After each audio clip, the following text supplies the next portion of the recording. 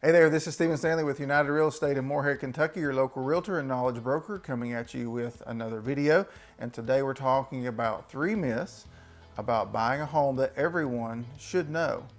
Because believing these very common myths could keep you from owning the home of your dreams and building wealth and equity. So let's do this.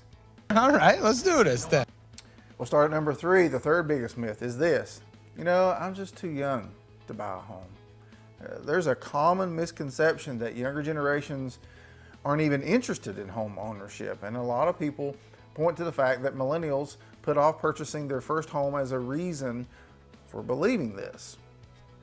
Deputy Chief Economist for First American Odetta Cushy explains why millennials have put off certain milestones linked to home ownership, and those delays led to their home ownership rates that was trailing slightly behind older generations. He says this: historically, millennials have delayed their critical lifestyle choice, often linked to buying a first home, including getting married and having children, in order to further their education. This is clear in cross-generational comparisons of home ownership rates, which show millennials lagging behind their generational predecessors. So, it's partially true that some millennials have waited on home ownership to focus on other things in their lives, and that's impacting certain housing market trends. Data from the National Association of Realtors, NAR, indicates the average age of a first-time home buyer is actually higher today than it's been over the past 40 years. And this graph I put up on the screen, it shows that home buyers today are purchasing their first home an average of 4 years later than people in the 1980s and the early 1990s.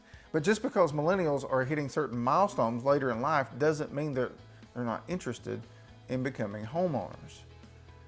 The recent U.S. Census reveals a significant increase in home ownership rates for millennials and other young home buyers. And the research shows millennials are entering the market in full force, and their share of the market is actually growing.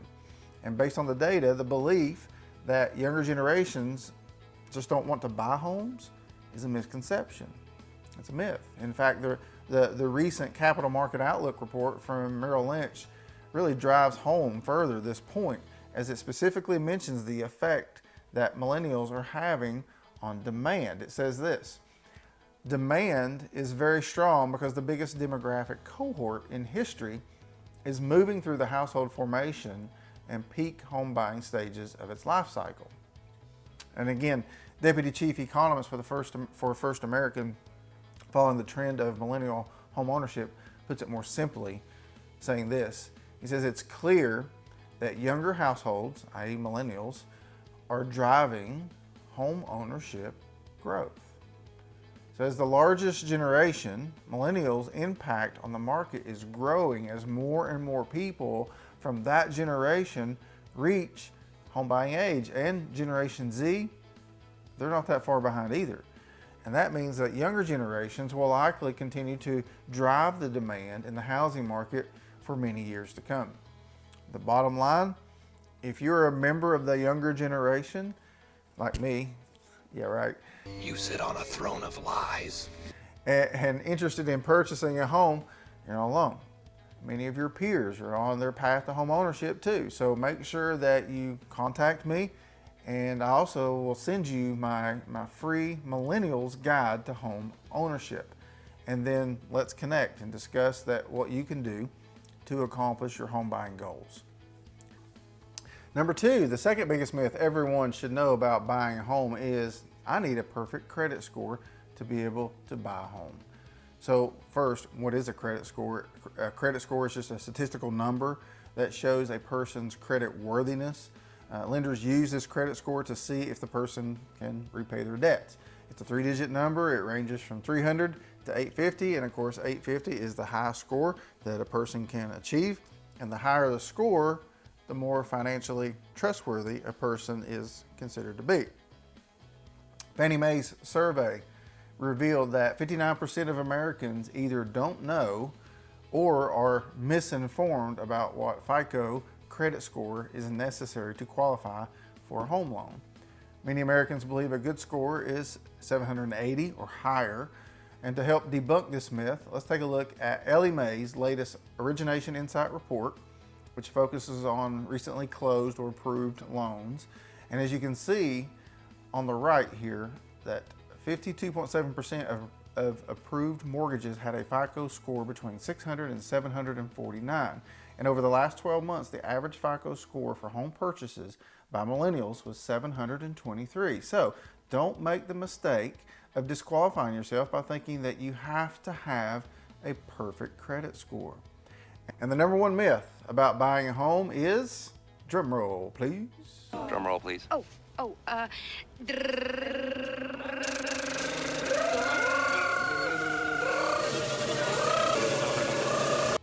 I have to have 20% for a down payment, and I can't afford that.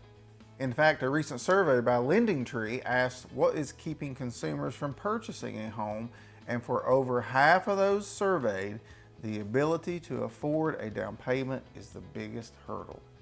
That was mostly because those individuals assume a 20% down payment is necessary. And while putting more money down, if you're able to, can certainly benefit you by lowering your monthly payment, but 20% down is not mandatory. As Freddie Mac puts it, the most damaging down payment myth, since it stops the home buying process before it can even start, is the belief that 20% is necessary.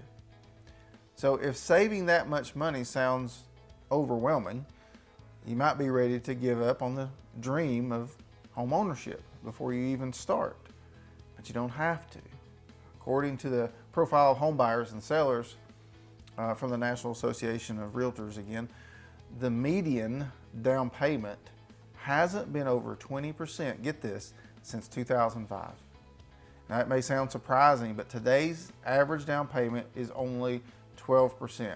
That number is even lower for first-time home buyers whose average down payment is only 7%. And based on the Home Buyers and Sellers Generational Trends Report, again from the National Association of Realtors, this graph shows an even closer look at the down payment percentage various age groups pay.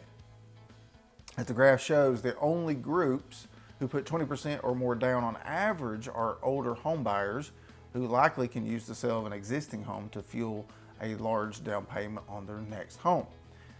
So what does this mean for you? Well, if you're a prospective home buyer, it's important to know that you don't have to put full 20% down. And while saving for any down payment amount may feel like a challenge, I understand, keep in mind there are programs for qualified buyers that allow them to purchase a home with a down payment as low as 3.5%.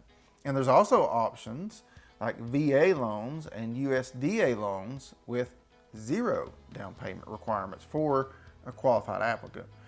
So to understand your options, you need to do your homework.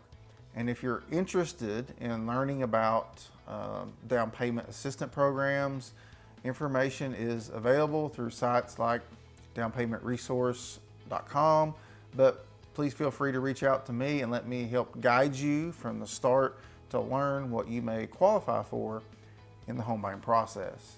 So the bottom line is, don't let the myth of 20% down payment end your home buying process before it even begins. If you want to purchase a home this year, please reach out to me to start the conversation and explore your options. Thanks for watching today, and I hope you enjoyed the video. And if you did, please consider subscribing to the channel, smash that like button, and we will see you next time. Have a blessed day. Bye-bye.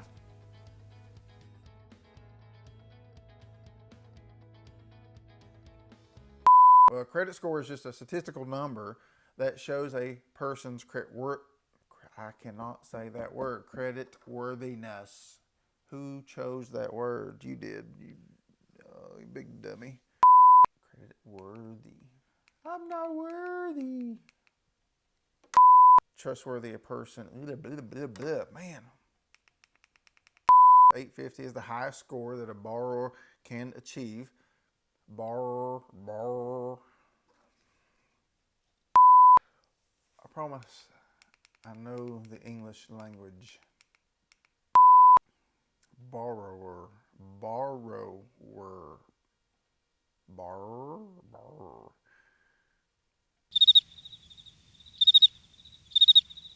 Someone who borrows, borrower. Why can I not say that?